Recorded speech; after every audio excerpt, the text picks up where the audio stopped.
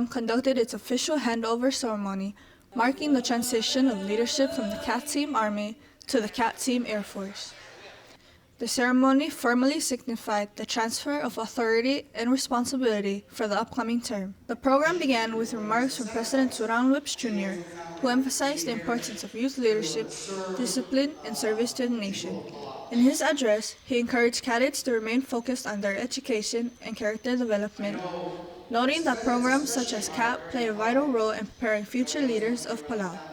Following the President's address, U.S. Ambassador delivered his remarks. The ambassador reaffirmed the strong partnership between Palau and the United States and commended the cadets for their dedication and commitment. He highlighted the value of leadership training and teamwork in shaping responsible and capable young individuals. The captain of the CAT Army team then addressed the audience. In his speech, he reflected on the achievements and growth of the unit during his term.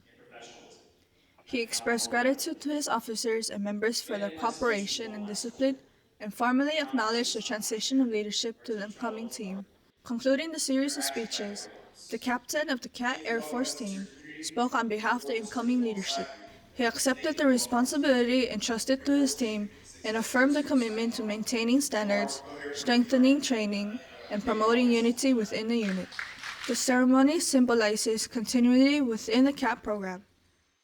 While leadership transitions from the Army branch to the Air Force branch, the mission remains consistent: to foster discipline, teamwork, and service. With the formal handover complete, the CAT Team Air Force now assumes leadership for the upcoming term.